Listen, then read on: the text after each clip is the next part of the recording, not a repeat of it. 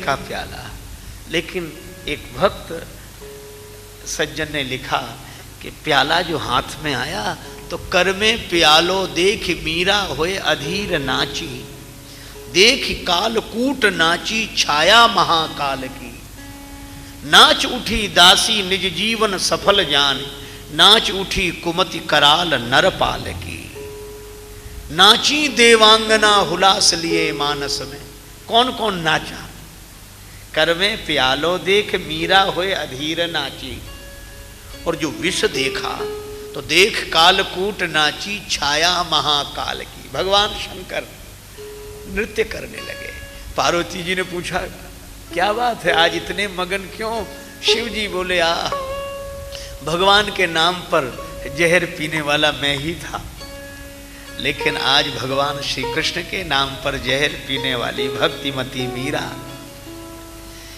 यह दृश्य देखकर मुझे प्रसन्नता हो रही। नाच उठी देख कालकूट नाची छाया महाकाल की, नाची देवांगना। देवांगनाएं प्रसन्न थी कि मीरा जहर पीकर शरीर छोड़ेंगी तो यहाँ आएगी। उल्लास लिए मानस में और नाची अति आनंद में देह मुंडमाल की। भगवान शंकर तो नृत्य कर ही रहे हैं। और नाच उठी दासी निज जीवन सफल जान, नाच उठी कुमति कराल नरपाल की। लेकिन यह क्या? मीरा ने सोचा विष पीने के पहले एक बार देख तो लूं। तो नाच उठी नैनन की पूतली प्याले बीच, नाच उठी नैनन की पूतली प्याले बीच, और पूतली में नाच उठी मूर्ति गोपाल के। भगवान प्रकट, ये भक्त की दृष्टि है। इसी से एक कवि ने कहा किसी से मेरी मंजिल का पता पाया नहीं जाता, जहां मैं हूं फरिश्तों से वहां जाया नहीं जाता, मोहब्बत के लिए कुछ खास दिल मखसूस होते हैं, ये वो नगमा है जो हर साज पर गाया नहीं जाता। भगवान को देखने के लिए भक्ति की दृष्टि चाहिए, भाव की दृष्टि चाहिए। आप जानते हैं रामचरितमानस में दो ने भगवान को देखा और दोनों को भ्रम हो गया। सती जी ने भी भगवान को देखा, भ्रम हो गया, और सुग्रीव जी ने भी भगवान को देखा तो भ्रम हो गया। क्यों? अच्छा, दोनों ने तब देखा जब श्री सीता जी राम जी के संग नहीं है। सती जी ने भी तब देखा जब सीता जी राम जी के साथ नहीं है, और सुग्रीव जी ने भी तब देखा जब सीता जी राम जी के साथ नहीं है। और सीता मैया तो मूर्तिमती भक्ति हैं, और संकेत क्या मिला कि भक्ति के बिना भगवान को देखोगे तो भ्रम हो ही जाएगा। अगर भगवान को देखना है तो भक्ति के सहित देखो, भाव की। श्री भरत को निखाद राज में लक्ष्मण दिखाई पड़े, राम घाट में राम जी दिखाई पड़े। एक बात और, रात्रि का समय, सब सो गए। निखाद राज लौट कर आए कि देखें अब तो भरत जी भी सो गए होंगे। लेकिन यह क्या, इतनी रात हो गई, भरत अभी भी जाग रहे हैं। निखाद राज ने कहा कि आपने विश्राम नहीं किया। भरत जी रोने लगे। मन को विश्राम मिले तब तो तन का विश्राम हो। नींद नहीं आई। निखाद राज बोले मैं समझ गया, समझ गया। क्या? बोले जिन नैनों में नीर हो उन नैनों में नींद कैसे आ सकती है? ये नीर और नींद एक साथ नहीं आते। लेकिन मैं क्या करूं, आपको विश्राम कैसे मिलेगा? भरत जी बोले कहत सखही सोई ठाव दिखाऊ, नेकु नयन जिय जरनी जुड़ाऊ।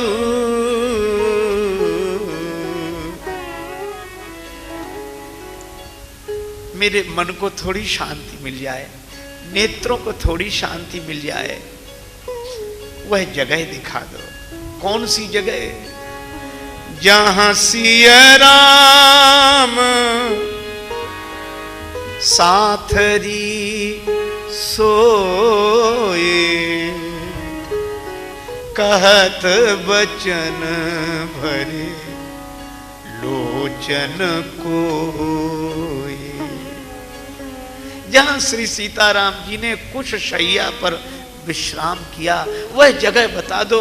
भगवान की विश्राम स्थली देखकर मन को थोड़ा विश्राम मिल जाएगा। निखाद राज कुछ बोल नहीं सके, चले सखा करसों कर जोड़े। आहा, शिंशुपा वृक्ष, शीशम का वृक्ष दिखाई दिया। अब यह भक्ति की दृष्टि है। जैसे ही शीशम के वृक्ष को देखा भरत जी उसी तरह प्रणाम करते हैं, गिर गए धरती पर, शीशम के वृक्ष को प्रणाम किया। निखाद राज के मुंह से निकला कि भरत जी आपके प्रणाम करने से यह शीशम का वृक्ष भी आज अब से बड़भागी हो गया। भरत जी बोले, मेरे प्रणाम करने से यह बड़भागी नहीं हुआ है, फिर यह बड़भागी है इसलिए मैं प्रणाम कर रहा हूं। अगर यह वृक्ष बड़भागी है तो फिर अभागी कौन है? भरत जी बोले, वह तो कौशल्या माता ने पहले ही कह दिया है, बड़भागी बन अवध अभागी, जो रघुवंश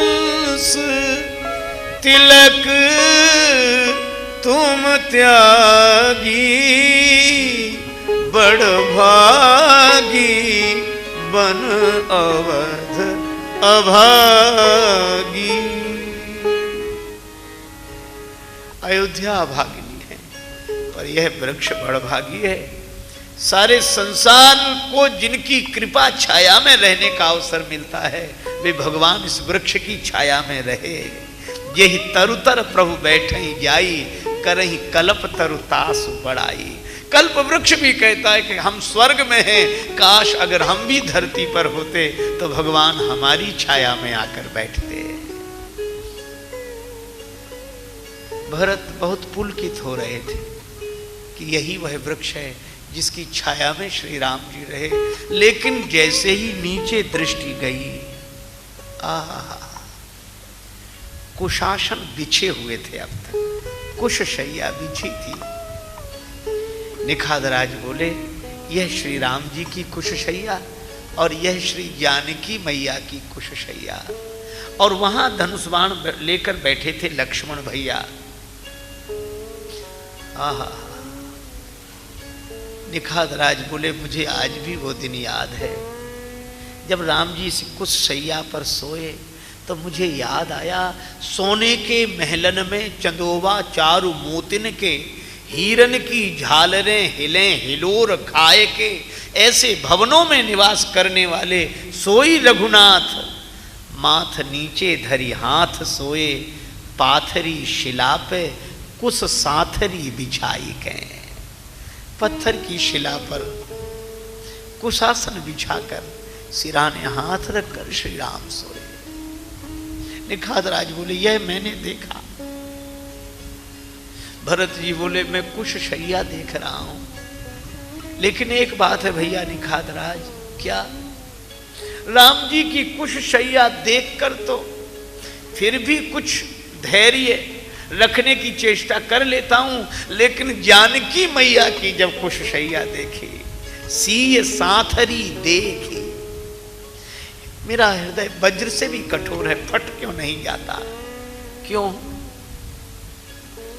भरत जी बोले, भैया निखात, मुझे वह क्षण याद आ रहा है जब मिथिला नरेश महाराज श्री जनक अपनी बेटी श्री जानकी जी को विदा करने लगे। परम करुणा का क्षण था। देखत ही सिय मूरति को निज अंग विसूरति खोवन लागे, मंत्री सवै मन मौन धरे, मिथिलेश की सूरत जोवन लागे, मानो विराग की राख महीप, द्रगंजलि बिंदु सो धोवन लागे, और ज्ञान की तो मर्याद मिटी, कहे जान की रोवन लागे। लीन राय उर लाय जानकी, मिटी महामर्याद ज्ञान की। और श्री राम जी से बोले, राम जी आवने होए जवे ससुरारी, लली सुकुमारी हुको संग लीजो। और एक बात तो ऐसी हृदय द्रावक कही कि कांकरी हूँ जो सिया के कबों, कांकरी हूँ जो सिया के कबों, पग में गड़े तो पतिया लिख दीजो। और उन श्री जानकी जी को इस निवेदन के साथ जनक जी ने विदा किया।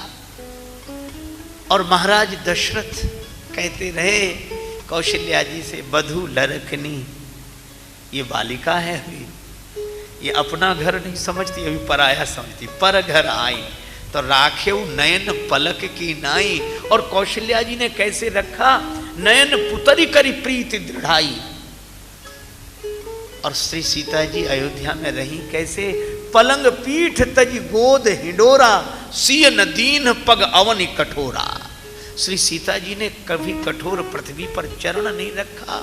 और भरत जी कहते हैं कि उन श्री जानकी जी को कुछ शैया पर सोना पड़ा, और वह भी इस अभागे भरत को राज्य मिल जाए इसलिए। और यह दृश्य मैं स्वयं देख रहा हूं, फिर भी उसके बाद भी मेरा हृदय नहीं फट रहा है। बेहरत हृदय नहारी हर पविते कठिन विषेक, यह वज्र से भी अधिक कठोर हो गया है। बस भरत जी ने जो इतना कहा, नीचे दृष्टि गई, स्वर्ण बिंदु पड़े थे, सोने के कण। भरत जी ने पूछा, भैया ये निखात राज, ये स्वर्ण बिंदु कहां से आए, ये सोने के कण कहां से? निखात राज बोले, भैया भरत, जो भाव विह्वल दशा आपकी यहां हो रही है, उस दिन श्री राम जी जब शैया पर सोए तो थोड़ी देर सोते, फिर उठकर बैठ जाते। मैंने कहा कि प्रभु आपको अभ्यास नहीं है कठोर कुश शैया पर शयन का, इसलिए बार बार जाग जाते हैं। जानकी मैया भी उठकर बैठ जाती, पर राम जी कहते नहीं नहीं निखात, कुश शैया पर तो मैं शयन कर लूं, लेकिन मुझे तन की नहीं मन की पीड़ा नहीं सोने दे रही है। कौन सी मन की पीड़ा? श्री राम जी कहने लगे कि भैया निखात, मुझे भरत की याद आ रही है। मेरी अनुपस्थिति में भरत की क्या दशा होगी। तेही रात पुनि पुनि करत प्रभु सादर सराहना रावरी, निशि सब तुम ही सराहत बीती। तो निखात राज बोले, जब भरत जी श्री राम जी आपकी याद कर रहे थे ना, तो उनके आंखों में आंसू आ गए, और राम जी के आंख में आंसू आए तो श्री सीता जी के भी आंखों में आंसू आ गए। अच्छा, तो फिर क्या हुआ? सीता मैया रोने लगी। तो निखात राज कहते कि मैंने खुद देखा, जब जब व्याकुल होत सिय अति ही पुलकित गात, तो अश्रु बिंदु होए मही गिरत, कनक बिंदु होए जात। सीता जी के आंखों से आंसू गिरते, पर धरती पर गिरते ही वे स्वर्ण बिंदु हो जाते थे। ये वही स्वर्ण बिंदु है।